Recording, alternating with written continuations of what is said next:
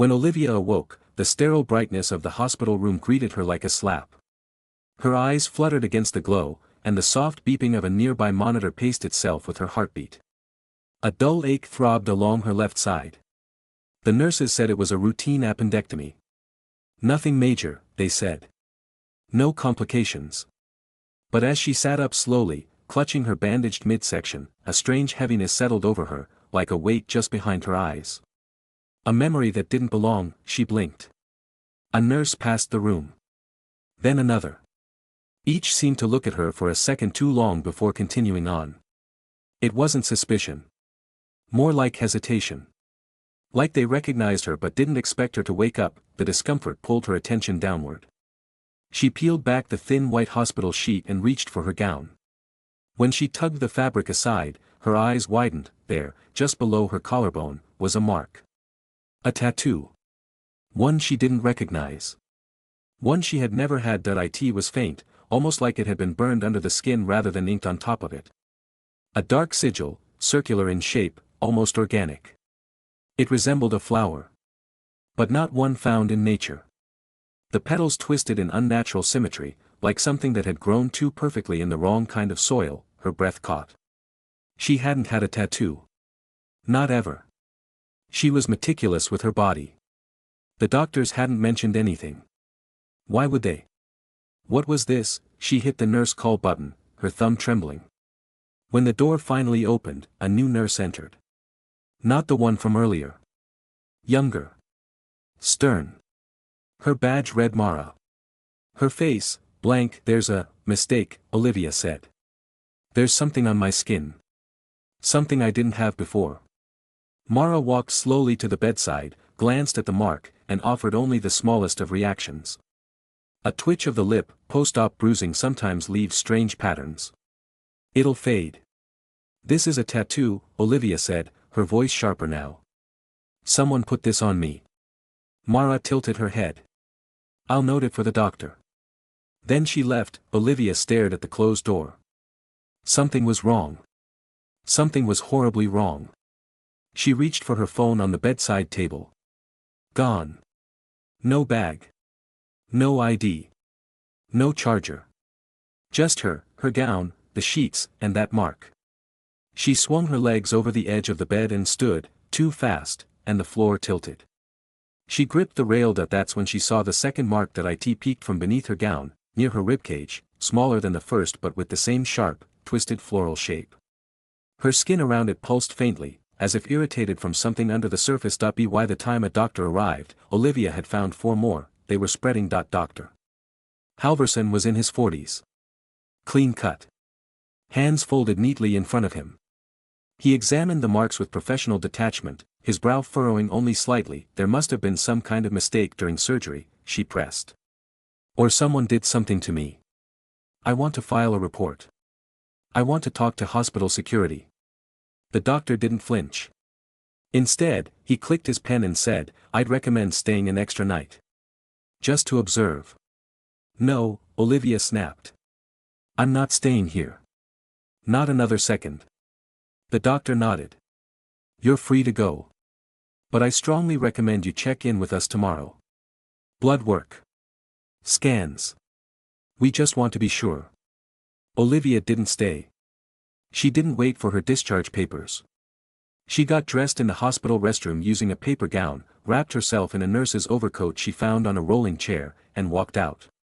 No one stopped her.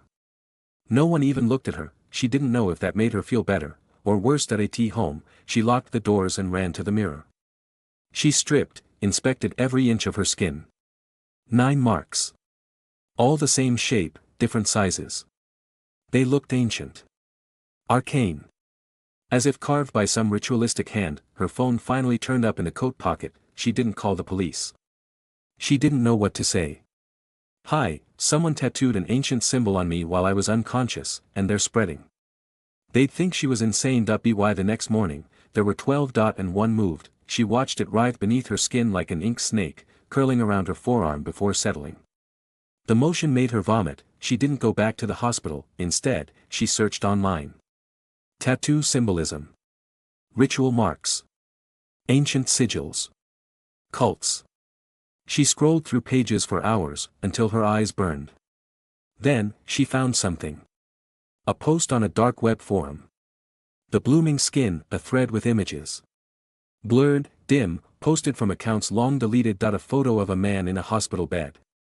Covered in the same symbols, the last post in the thread ***, it's not ink. It's infection. And it's alive. She slammed the laptop shut. Her fingers shook. That night, her dreams became strange. She stood in a garden made of bone and ash. Flowers grew tall from the dirt, but they bled at the stems. Something behind her whispered in a voice made of wind and breathless moans.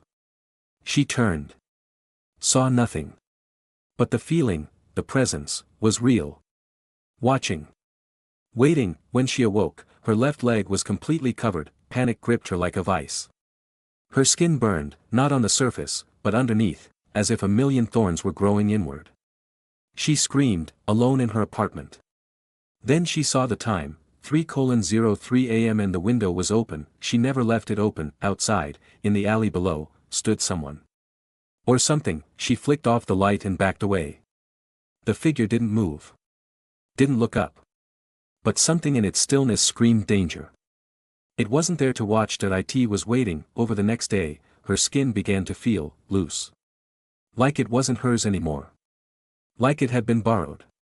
At times, she felt like something inside her was shifting, stretching against her own frame. She wrapped herself in long sleeves. Gloves. Makeup couldn't hide the marks anymore. They glowed faintly now. Faint red. And they twitched. Then came the bleeding. Thin lines across her chest opened. Not deep. Not enough to kill. But as if the skin itself was rejecting her. Her fingertips went numb. Her eyes burned in light. Food began to taste like ash. She no longer recognized her own reflection. Desperate, she returned to the hospital, but it was gone. The building stood where it always had, but it was abandoned. Windows boarded. Doors chained. A security guard walked past, and when she asked about it, he just shook his head. That place. Been closed since 2018. But I was just there. 2 days ago. He shrugged. No ma'am. No one's been inside in years. She ran. Home. Locking every bolt, turning every light on. She looked at herself in the mirror one last time. Her skin pulsed. Moved. And then, spoke. Not with a mouth. Not with sound. But she felt it. Like thoughts being pushed into her skull. Alien. Cold. Ancient, ***, you were chosen. We needed a host, the bloom has begun, ***, she screamed and tore at her own flesh, trying to peel it off. But the marks only spread faster. Her legs convulsed. Her spine bent. Her voice cracked into something not quite human. She collapsed on the floor, convulsing, twitching. Crying. The last thing she saw before blacking out, was her shadow. It was no longer hers. It was smiling. When she awoke 3 days later, she was in a field. Naked. Covered in dirt and blood.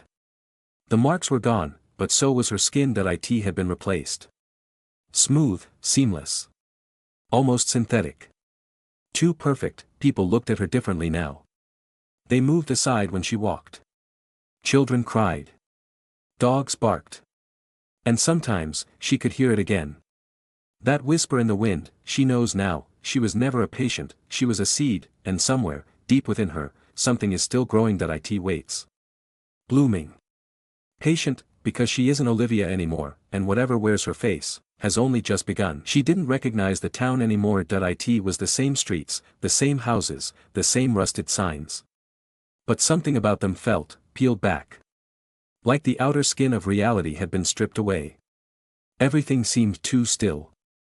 Too quiet. As if the town was holding its breath around her. The sky remained overcast for 3 days straight. No sun. No moon. Just endless gray like stretched skin across the heavens. Every mirror she passed flickered. Her reflection would twitch slightly out of sync. It blinked when she didn't. Moved just a second too late. Sometimes it grinned while she cried. She stopped looking. At night, the whispers returned, not in her mind now, but in the air. They slithered through the floorboards. Climbed the walls. Spoke in a language her bones understood but her brain couldn't grasp. She began sleepwalking, woke up barefoot, standing in the middle of her hallway with dirt beneath her fingernails and blood on her heel. Her door was always locked. Her windows sealed. Still, she found a bouquet of black flowers resting on her kitchen table one morning. They were real. Cold to the touch. And wet with dew. Each petal bore the same twisted sigil that had once been etched into her body. She threw them out. Burned them in the sink. But by evening, they were back, this time in her fridge, and then she started seeing others. They never approached her. Never spoke. Just lingered at the corners of streets. In parked cars. Outside store windows. Pale skin. Blank eyes. And faint, spiraling marks down their necks. All watching her. No one else noticed them. No one reacted, but they were there, always watching. She returned to the abandoned hospital one last time. Chains still bound the doors. Windows remained shattered. But something had changed. The air smelled like salt and ash. A low hum vibrated through the building. Her steps echoed too loudly in the silence. Inside, the walls bled, not blood. Something darker. Thick and oily. It trickled from the ceiling tiles and pooled at the floor, swirling like ink with no reflection. At the end of the hallway, room 306 still had its door cracked open. She stepped inside and saw herself lying in the bed, eyes closed. Chest still. Her original self, untouched, unmarked, frozen in time. Skin pale. Lips parted. And from her arm, a long root-like tendril stretched downward, sinking into the floor and disappearing into the dark beneath the building. She reached forward to touch it, her fingers passed through like smoke, and the whispers screamed. Pain flooded her. Not just physical, existential. Like something was trying to fold her in half from the inside. Her vision went white. Her breath froze. Her skin rippled as if something underneath tried to crawl out. When she stumbled back, her body no longer obeyed her. Her hand moved without her command. Reached for the scalpel on the tray beside the bed. The whispering returned. ****, let us in, you are the soil that we must bloom. ***. She dropped the blade and fled. Out into the cold. Into the street. Past the shadows that watched. Back home, she locked herself inside her bedroom and collapsed to the floor, gasping for air. The walls trembled around her. Her skin burned, stretched, itched. She looked at her hands, and they weren't hands anymore. They were hollow, not cut. Not wounded. Empty, like gloves filled with air. A sound echoed through her apartment. Not knocking, scratching. From inside the walls. She backed away. Sat huddled against the window. Listening. Waiting. Watching the door. Then the door creaked open. She hadn't unlocked it. A woman stood in the doorway, identical to Olivia. Same eyes. Same hair. Same hands. But untouched. Pure. Unmarked, the original, the one in the hospital. It moved forward without speaking. Gliding. Not walking. Feet never touched the floor. Its eyes bled black. I want it back, it whispered. The room exploded in screams. Hers. Its. The walls pulsed. The sigils returned, glowing, crawling over every surface. She tried to run but couldn't. Her legs failed. Her breath failed. The woman lunged, and Olivia woke up in a bed. White sheets. Beeping monitor. A nurse stood over her. Smiling. You're back, she said. Olivia opened her mouth, but no sound came out. She looked at her hands. They were pale, unmarked. The nurse adjusted her fore. We lost you for a while there. But it's over now. You're safe. The door opened. A doctor entered. Dr. Halverson. He smiled too, but his eyes were wrong. She looked down at her wrist. A white paper tag with her name. It read, Olivia Grace, donor. And just below it, a faint black spiral blooming into her skin. The story wasn't over. It had only just been replanted.